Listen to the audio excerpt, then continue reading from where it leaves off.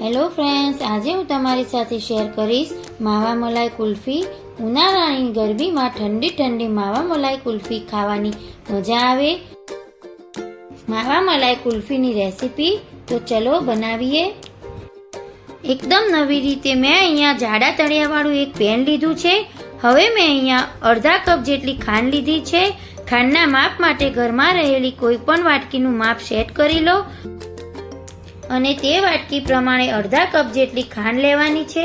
હવે medium flame રાખીને ખાંડને ઓગાળીને caramelise કરવાની છે. તો તમે જોઈ શકો છો કે ખાંડ થોડી ઓગળવા લાગી છે. અત્યારે આપણે ખાંડને જરા પણ હલાવવાની નથી.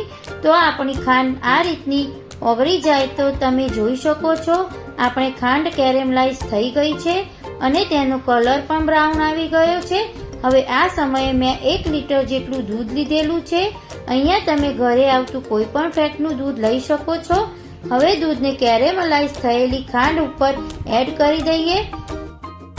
અહીંયા જ્યારે શરૂઆતમાં દૂધ એડ કરીએ છીએ ત્યારે આપણી ખાંડ કડક થઈ જાય છે. ત્યારે જરા પણ ડરતા નહીં, કારણ કે આ ખાંડ દૂધમાં એકદમ સારી રીતે ઓગળી જશે. હવે આપણે મીડિયમ ગેસની ફ્લેમ પર દૂધને થોડી વાર ઉકાળવાનું છે, જેથી દૂધમાં આ બધી જ ખાંડ ઓગળી જાય અને દૂધ થોડું ઘટ થઈ જાય. તો લગભગ 5 મિનિટ જેવું થઈ ગયું છે અને કેરેમલાઇઝ ખાંડ જ્યારે દૂધમાં ઓગળી ગઈ ત્યારે આપણા દૂધનો કલર માવા મલાઈ કુલ્ફી જેવો બ્રાઉન આવી ગયો છે. તો કોઈ પણ જાતના કલરનો ઉપયોગ કર્યા વગર માવા મલાઈ કુલ્ફીનો કલર એકદમ બજાર જેવો આવી ગયો છે અને સાથે દૂધ પણ પહેલા કરતાં થોડું ઘટ થઈ ગયું છે. હવે આ સમયે મેં અહીંયા અડધા કપ જેટલો મિલ્ક પાવડર એડ કરી દીધો છે. દૂધને સતત હલાવતા જવાનું છે, નહીતર મિલ્ક પાવડરના કાંઠા પડી જશે. તો તમે જોઈ શકો છો મિલ્ક પાવડર એડ કર્યા પછી આપણું કુલ્ફીનું મિશ્રણ એકદમ ઘટ અને ક્રીમી થઈ ગયું છે. હવે મેં અહીંયા 10 થી 12 કેસરના તાર એડ કર્યા છે. હવે મિશ્રણને હલાવીશું. તો આપણું કુલ્ફીનું મિશ્રણ થાય ત્યાં સુધી એક પાવડર બનાવી લઈશું. તો પાવડર બનાવવા માટે મેં અહીંયા એક મિક્સર જાર લીધું છે. મિક્સર જારમાં 10 થી 12 બદામ એડ કરીશું, 10 થી 12 કાજુ એડ કરીશું અને 10 થી 12 પિસ્તા એડ કરીશું. સાથે 4 થી 5 એલચી એડ કરીને પાવડર બનાવી લઈશું અને કુલ્ફીના મિશ્રણમાં બધો પાવડર એડ કરી દઈશું.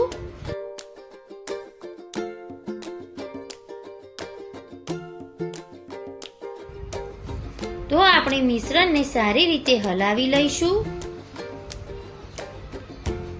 તો તમે જોઈ શકો છો પાવડર એડ કર્યા પછી કુલ્ફીનું મિશ્રણ એકદમ ઘટ અને ક્રીમી થઈ ગયું છે અને આ સમયે આપણે ગેસની ફ્લેમ બંધ કરી દઈએ, કારણ કે જેમ કુલ્ફીનું મિશ્રણ જેમ ઠંડુ થશે તેમ તે વધુ ઘટ થઈ જશે. તો કુલ્ફીના મિશ્રણને ઠંડુ થવા માટે રાખી દઈએ. તો માવા એડ કર્યા વગર પણ કુલ્ફીને મિશ્રણ એકદમ ટેસ્ટી બને છે. હવે માવા મલાઈ કુલ્ફીને જમાવવા માટે મેં અહીંયા આ રીતે કુલ્ફી મોલ્ડ લીધા છે અને કુલ્ફી મોલ્ડ ના હોય તો તમે પેપર ગ્લાસ પણ લઈ શકો છો. તો હવે કુલ્ફીના મિશ્રણને મોલ્ડમાં ભરી લઈએ અને ફોઇલ પેપરથી બંધ કરી લઈએ, જેથી કુલ્ફીનું મિશ્રણ જ્યારે ફ્રીઝરમાં સેટ થાય ત્યારે તેના ઉપર જરા પણ બરફના ક્રિસ્ટલ ના થાય. તો હવે છરીની મદદથી ફોઇલ પેપરને કટ કરી લઈએ. મારે કટ કરતું સ્કીપ થઈ ગયું છે. હવે તેમાં સ્ટીક મૂકી દઈએ. હવે આપણે કુલ્ફીને 6 થી 8 કલાક માટે ફ્રીઝરમાં સેટ કરવા માટે રાખી દઈએ.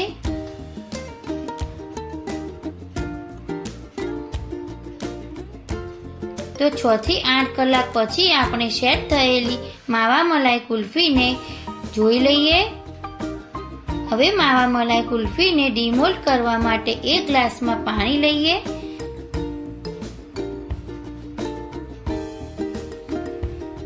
અને આ રીતે મોલ્ડને પાણીમાં રાખીને કાઢી લઈશું, જેથી સહેલાઈથી નીકળી જાય.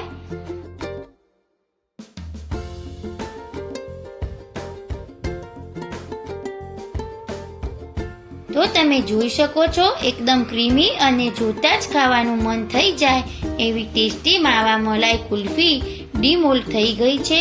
હવે કુલ્ફીને થોડી પિસ્તાની કતરણથી ગાર્નિશ કરી લઈએ તો તૈયાર છે આપણી માવા મલાઈ કુલ્ફી.